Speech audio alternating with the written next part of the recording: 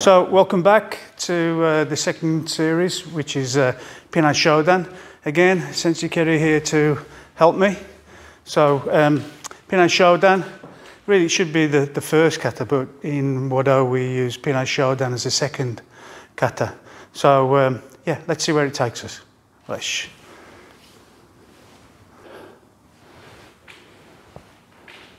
Shodan!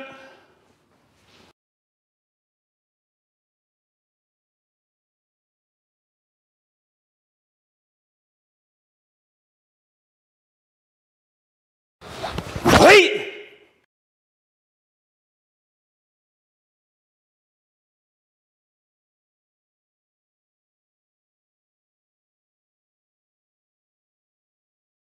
Hey!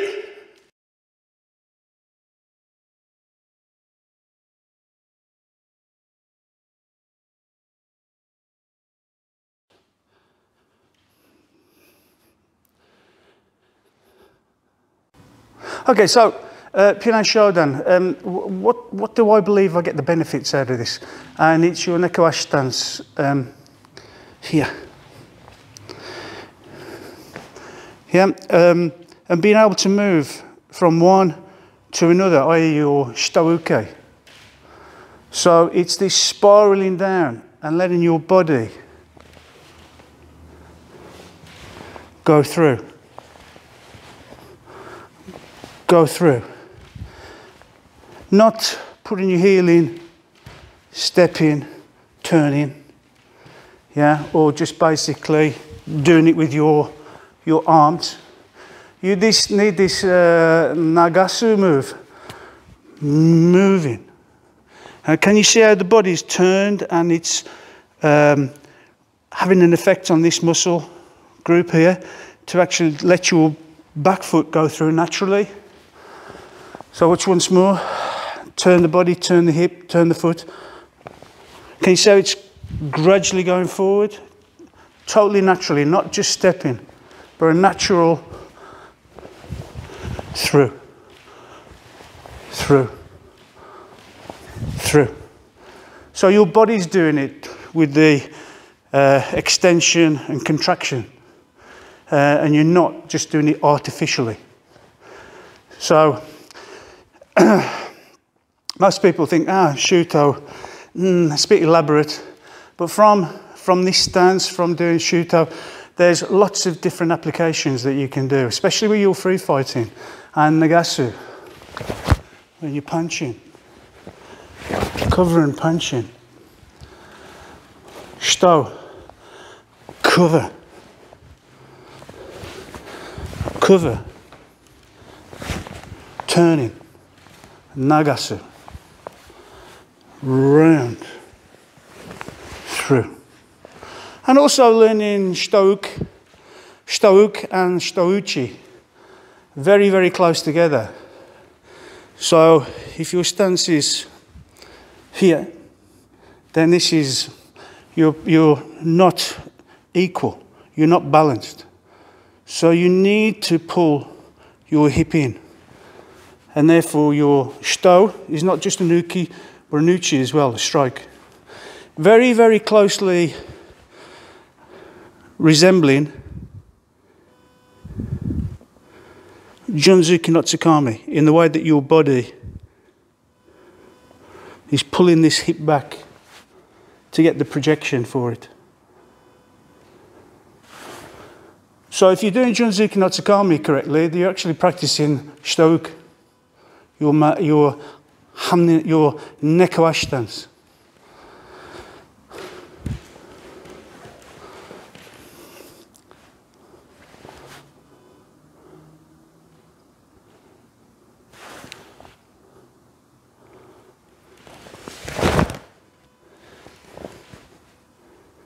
Has the same body feeling, same hip feeling. So for me, Pinai Shodan, you're starting to learn shitouke and the stance that's related to it and being able to move from A to B in that stance. Shitouke, you can do a complete course on it and its applications. So don't disregard it, work at it, make it a nice flowing movement. then your techniques from it will be nice flowing techniques. Sensei here to assist me. So let's see how it goes. So Pinai Shodan, there's lots of variations on the first move. So we'll go through sort of an orthodox version of the uke at the start. Don't forget it's left and right. And these are suggestions. I'm sure if you're doing a different style, you'll see some similarities in them. So let's go through the first ones. So the first one, push in. Doesn't matter whether it's a step in or a push in. The technique should work from either direction. That's the tester for you. So use 2 punches. Use Gaiwan, Naiwan, just to break it down, and then cut through. Not hit, but you want like cutting through, letting your body weight drop, and then strike. So in Wadoryu and quite a few other examples of this Pinai Kata, you move away from the target because the distance, the mai. So once more, punch, 1, 2, 3, 4. If you move in, on this one you are too far. You've overcooked it. Okay? Obviously then you put the second part together. 1, 2, 3. More practical version is for a hook punch. 1 and the other one. 2. Then you hit. So block the uke, furuzuki, and the other one. Then hit.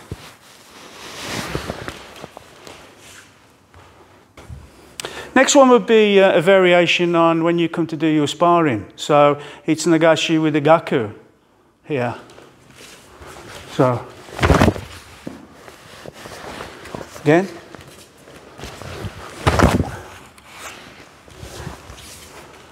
So you can see this one coming in and this one going down at the same time with the nagasu. Now we try and do a little bit of the jiu-jitsu side, which is getting out of the lock, getting the grip, from the grip to the twisting of the wrists for your uke.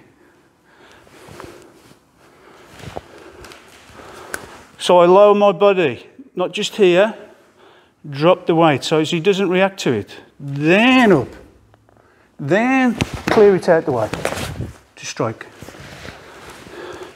Just do this one first, drop. Soft knees, out. This one, drop and turn and take. So you put them together. Yeah, my whole body drops, my elbows drop, my hands come up and twist. Then to clear and then to strike. Some styles of karate, they actually go forward with their tetsui strike. So this is a jiu-jitsu application of actually moving in towards the attacker.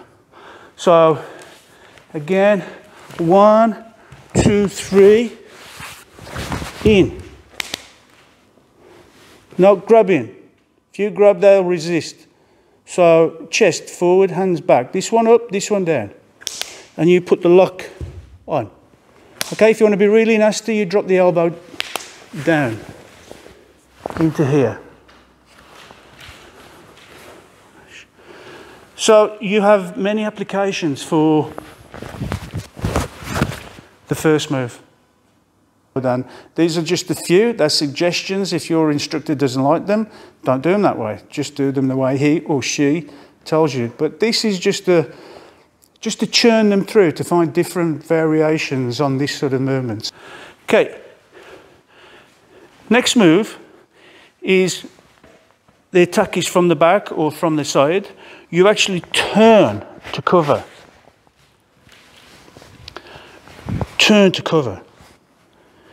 Then you can come up Jodan and Uki to do the kick, to do the Maigeri.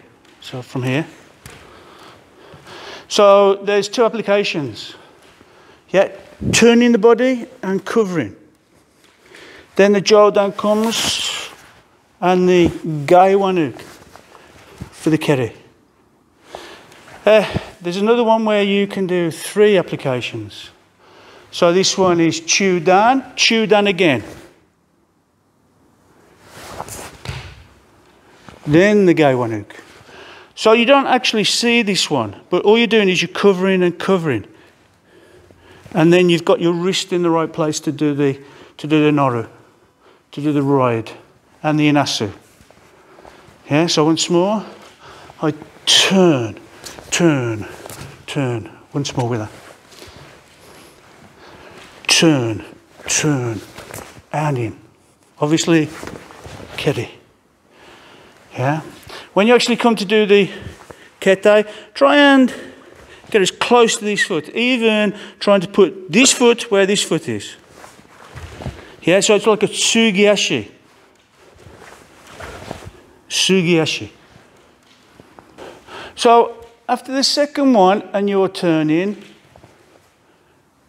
yeah, here, this is not, it's Maigeri, but it's Yoko Maigeri. It's a sidewards Maigeri, not turning right the way down, round to do a Maigeri. So try and do a Yoko Maigeri, where you leave your body square. I believe Shotokan you use Yokogeri, Sokoto here, which really it's quite a good idea to do Yokogeri if somebody's attacking you from the side. But in Wado, then Yoko Maigeri. Select forward. Okay, so I think you've seen from my other YouTube videos that I'm not a great fanatic on Nukite. So when you come to do your Nukite, try and think of it as a, yeah, to take their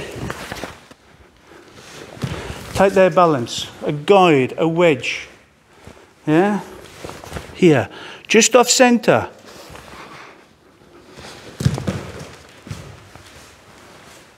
Okay, yeah, fighting stance. So, next move, when the Gakuzuki comes in Jodan, see, slowly, I know you're wanting to punch me, but slowly.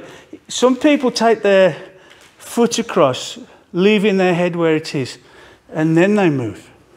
You should be lowering your body and moving and shifting. So, move to cover, to punch. So once more, try and move the whole of your body, and instead of doing a hard soto, Gaiwanuk, try and do a glancing, an inasu.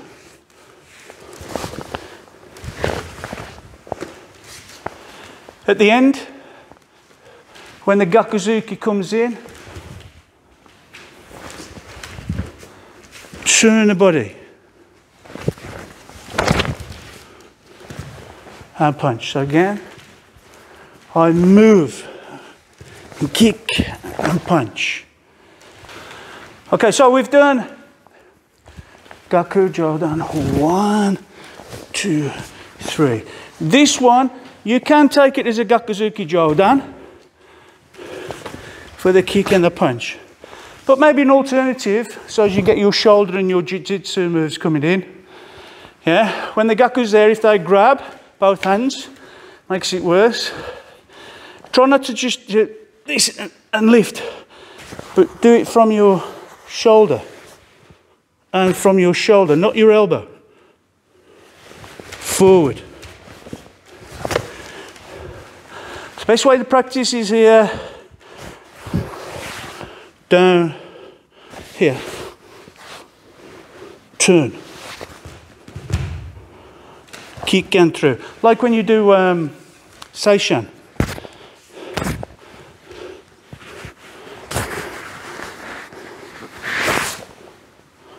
not just here. Yeah? Drop, turn, relaxed. Now doing from the body, from here. Then your kick and your punch. So maybe that's a different way to look at this second portion.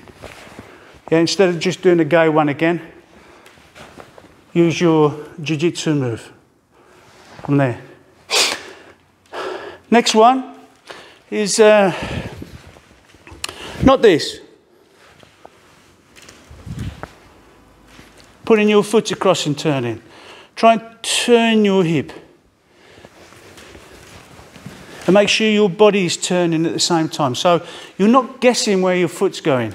This is, it could be anywhere. Turn your hip, turn your body, and land. If you're turning the body and going back, your foot will naturally land in the correct position. Also,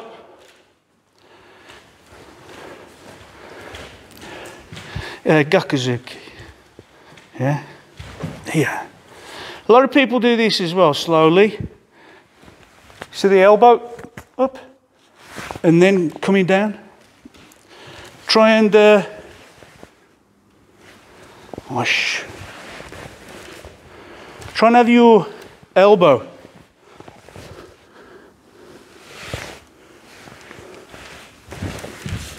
coming through.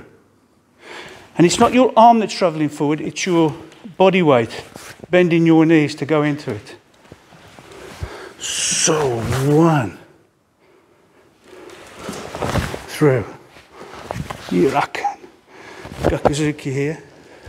Same here, not foot across, but drop the elbow and through. And Jodanuki again. This should be familiar to those who do Kion, your Kions. So change stance. One shot. Gaku. Yeah? So your elbow dropping and your punching should be Gidan, your Gidan Baroi. It should be engaged earlier, not later. So use your Pinan shoulder and your Gidan Barois to practice your Kion Kumite. Yeah, get your elbow to start moving at the same time as your body, not late. Drop the hip, let your body turn in one go. Okay. Oish. So welcome to the third section of the Pinan Shodan kata. As we mentioned previously, we want to put a little bit of context, a little bit of history and some more information rather than just be an educational video on the kata. The Pinan katas were created by Okinawa master Anko Itosu. And Itosu was trying to get into the Okinawan school curriculum, karate, the same way that Jigoro Kano got judo into the Japanese school system. And he created these 5 Pinan katas as a means of training within the educational system. Some people believe that they were purely written for children, but there's evidence he actually taught the Pinan katas to his adult students as well. So they're not kata specifically for children. They contain lots and lots of very good information that you can take away and practice for years at whatever level you're at, whether it's the first time seeing them or your way into your advanced dan grades. So don't dismiss them as something you do along the way to going somewhere better.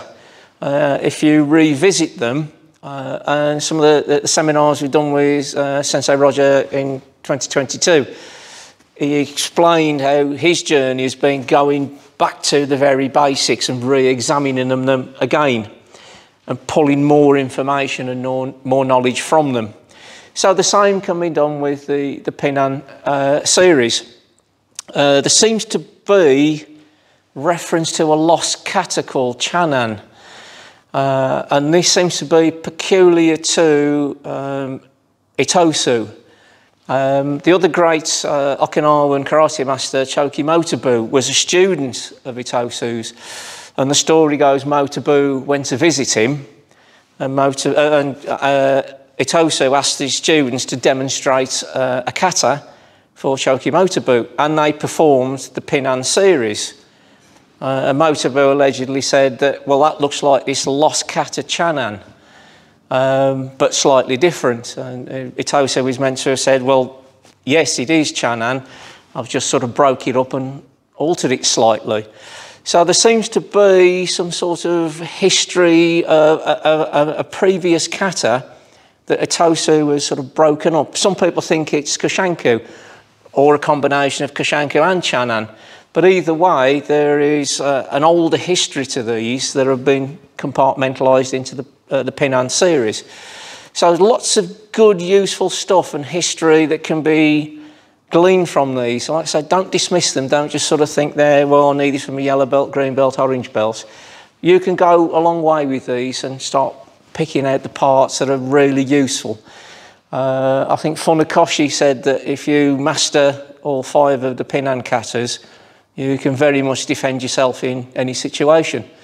So Funakoshi saw them as very, very valuable karate self-defense systems rather than just beginner style katas. So have a good look, and hopefully we can give you some food for thought in this video series, and you can apply that into your own training. So as part of the series, what we're trying to look at is key points to take away and to emphasise with each kata. So for Pinan Shodan, Sensei referenced this during his talk on the kata, is the concept of Shuto-uke. A lot of styles do it as quite a hard, striking type action. Sensei's sort of interpretation of it is this more rolling of the body, almost developing this Nagasu type movement. So if you're practicing the kata, and certainly through the Shito sections, try and work on this. Try and get this sort of soft rolling action, dipping the head, dipping the shoulder for the Shito, rather than a big mechanical striking action, just using the upper body. This method is very Wado. So if you're a Wado student, this is the thing for you. If you're from another style, just another way of looking at things that you might find useful in your own training. The second sort of takeaway is the use of Hanmi Nikko Ashi, or Kokutsu Dashi, I think it's called in other styles. The kata's got swapped. Originally this was meant to be the first one, but they do the second one first because this stance only appears once in Pinan Nidan. And it's quite a difficult stance to get your head round, get the sort of balance and the posture. So it made sense to swap it round because it occurs a lot in this kata. So again, this is a big part of what you need to be working on and trying to master and perfect when you're doing Pinan Shodan. And that very much ties in with the Shito movements, moving through within the stance rather than it being a step and a mechanical block. There's a lot of discussion with the various movements. Is it's an introduction to limb control, that these actions can be interpreted as ways of moving limbs out the way to deliver strikes, moving a limb out the way to deliver a strike. So rather than, I remember years ago I was taught that it was a Jodan punch and a Jodan punch from 2 different directions. Well, if you find 2 people trying to punch you in the head at the same time, you might want to find a new pub. It's highly unlikely that somebody's going to punch you this way, so you can do a Jodanuke and somebody's punching you that way. Yeah, no. But, you know, quite clearly it's conceivable you could deflect a a technique this way and deliver a strike with the opposite hand. So it stops being an uke and becomes a strike. So have a little look at using it for limb control, moving people's arms out the way so you can move around to deliver your strikes. Stop sort of thinking them as passive blocks.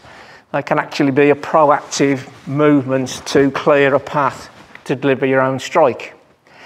Kenwa Mabuni, who was a student of Anko Itosu, in his writings about karate, he mentions that the directions in the kata are not the direction as the opponent is to you, but you to the opponent. And that suddenly changes a lot. So the section in the kata where you turn behind and perform the Mayageri, you could interpret that as what it's telling you is after this section, you want to be behind the attacker. So instead of it being a Mayageri to their front, it's actually a Mayageri into the knee. And this isn't no longer a block, it's a takedown, because you are now behind them. So when you're practicing with your partner, try and think differently about the angles. Rather than we are here and the attacker is straight in front of us, it may be that the attacker is at a different angle and we're at the 45 to them. So try and think about the angles differently. Don't make everything linear, straight lines. And the final point, Sensei sort of went through some of the Bunkai applications. Doing the research for this, had a look at various different styles. And Sensei touched on this. Wado, Hanmi, move away. Kyokushin Shitaru, Nikoashi, move in. Probably the oldest form of this would be Shorin-ryu, and they use Nikoashi, and they don't move at all. So when I was doing the research, I thought, well, it's like the Goldilocks and the Three Bears. You know, we're a bit further away, or we're a bit closer, or the Shorin-ryu guys seem to have got it just right. So he's playing around with this distancing. Because if you're training with different partners, taller, shorter, they're going to be wherever they're going to be, and it may not be where you would like them to be. So sometimes you may need to go away, sometimes you may need to come forwards, and sometimes you might just have it right. So play around with distancing, timing, different people, and then the kata will really come alive because you can adjust your distance to suit. And there's obviously reasons why all the different styles do slight interpretations. So it's useful to know the other ones. Don't try and, I think, it's a term in jiu-jitsu, don't try and force a bad position. If you're on the floor and you're grappling, don't try and force somebody where you want them. And it's the same with this. If they're too far away, you might need to go in. So those are the key points to have a look at from this kata. Hopefully you'll find them useful. Conclusion, what have we learned from doing Pinan Shodan? To me, as I said before, it's shitouke. Being able to move, make it flow, use your internal muscles to actually attack or defend. Yeah, Sensei Keri went into great detail on the history behind the kata. And I'm sure you'll find that in all Pinan katas, that you'll get this history behind it. So think about the history, where it came from, because if you know where it came from, then you know where it's going to go. You need to learn on what's happened before. Not keep rigid to it, but let it flow, let it go, and you'll find it most probably take another different route. I'm sure I think every instructor I've had, and I'm sure you're the same, they have their own opinion of any sort of kata.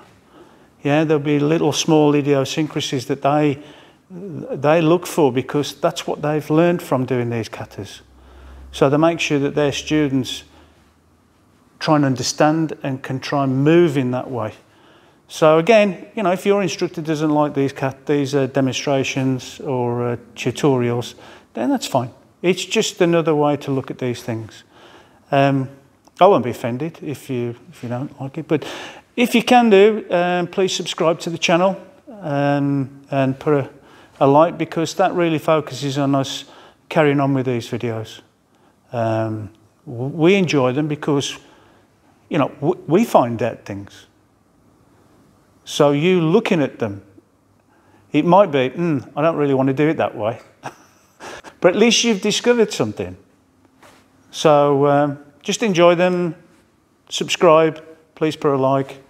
If you want to talk to us, you know, a little comment, then I'm sure we'll get back to you. If it's not me, it'll be Simon or Keddy. Yeah, so yeah, thank you. Thank you for watching. Mush.